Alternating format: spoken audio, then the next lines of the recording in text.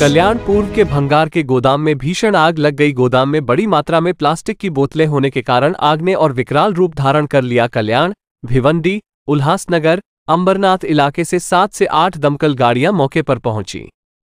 आग पर काबू पाने के लिए अग्निशमन कर्मी युद्ध स्तर पर काम कर रहे हैं।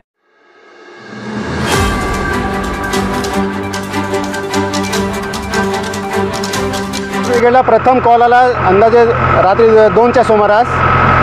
भंगार गोडाऊनला आग लागलेली आहे। चारही बाजूने आग पसरलेली आहे। आगीचे गांभीर्य लक्षात घेऊन सर्व फायर ब्रिगेडच्या एकूण 9 गाड्या मागवलेल्या आहेत। मदतीसाठी उल्हासनगरची एक गाडी बोलवलेली आहे। तसेच 2 टँकर पाण्याचे बोलवून घेऊन घटनास्थळी दाखल झालेले आहेत। आगीवर पूर्णपणे नियंत्रण केलेले आहे। आग आटोक्यात आलेली आहे सध्या। नाही, आगीचे निश्चित कारण तर सांगू शकत नाही, कारण भंगाराचे आहे। कशामुळे लागले हे निश्चित काय सध्या तरी सांगता येणार नाही। तथापि आग पसरण्याचे कारण हवेचा जोर जास्त आहे।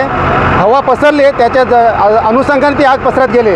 किती गोडाऊन जळून खाक झाले? गोडाऊनची निश्चित संख्या सांगता येणार, कारण की अवढेवे गोडाऊन आहेत। ज्या ठिकाणाहून मटेरियल असं टाकलेलं आहे, साधनसामुग्री अशीच आणून टाकलेलं आहे। त्यामुळे निश्चित सांगता येणार गोडाऊनची संख्या किती आहे ती। घटनास्थळी अद्याप कोणतीही जीवितहानी झालेली नाही, तशी आपल्याकडे कोणतीही माहिती प्राप्त झालेली नाही आहे। काय नाव तुमचं? मी दामोदर वांगड, उपमुख्य अग्निशमन अधिकारी।